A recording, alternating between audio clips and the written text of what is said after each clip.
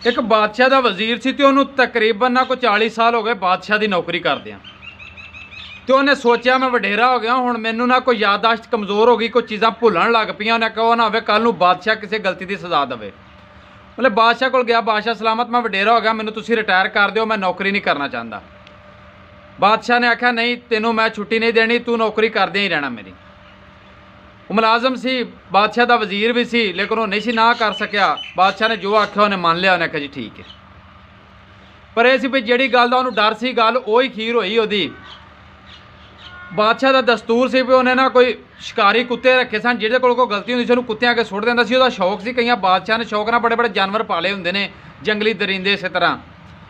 लेकिन वह वजीर ने सोचा भी हो सकता गलती हो जाए। बादशाह ने तो छुट्टी दी, उन्हें इस तरह करना कोई थोड़ा टाइम कढ़ के तो उन्होंने कुत्तियां को जाना करना, उन्होंने कुत्तियां को अपने हथ नाल कोई चीज़ खवानी।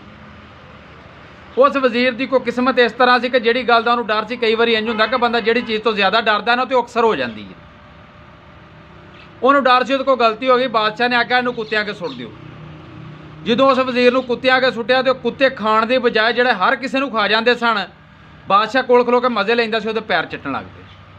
बादशाह बड़ा परेशान होया। बादशाह आंदा भी रौला की है, तो कुत्ते खून पींदे सन ते बंदा खांदे सन, अज उहदे पैर झटदे ने पे। वजीर नूं पुछया तेरे कोल किहड़ा कोई ऐसा जादू है जिहड़ा तूं इन्हां नूं कीता, तैनूं ये कुछ भी नहीं कह रहे। वजीर आंदा बादशाह सलामत इन्हां नूं मैं कोई जादू नहीं किया, कुछ नहीं किया, लेकिन ये भी मैनूं थोड़े दिन होए सन इन्हां दी खिदमत करदिआं। थोड़े दिन इन्हां नूं मैं अपने हथ नाल रोटी खवाई आण के। वजह सिर्फ यही है कि बादशाह सलामत तुहाडी नौकरी मैं 40 साल की, इन्हां दी मैं सिर्फ 4 दिन की है, तो मैनू उहदे बदले मैनू आ सिला दे रहे हैं कि मैनू प्यार करते हैं पे, खाते नहीं पे। गल ये भी इस तरह ना हुण दसो भी कई बंदियां कोल बड़े बड़े चिर हो गया लोगों को मुलाजमत करदिआं, लेकिन उन्होंने अखीर जो भी कोई गलती हो जाती उन्होंने नाल ये रवैया करते हैं। मैं आना भी वो कुत्ते कोई एडी आला नस्ल के नहीं सन, कोई अशरफ अल मखलूकात नहीं हो। असी अशरफ अल मखलूकात हाँ, सब मखलूका चो आला वां, लेकिन वो कोई एडी खास नहीं, आम जी मखलूक है भी एक अल्लाह पाक दी। लेकिन वो एक बारी रोटी पाण दा इन्ना सिला दे देंदे ने, जिन्होंने इन्ने साल पाई होंदी वो क्यों नहीं सिला देंदे। दसो भी इस कुत्तियां तो भी फिर बदतर लोग होए ना जिहड़े।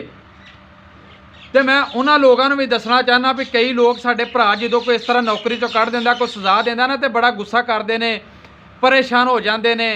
कई इस तरह के कई दुनिया ही छड़ जाते हैं, इन्ने परेशान हो जाते हैं बेचारे, क्योंकि वडेरे होए होंदे ने।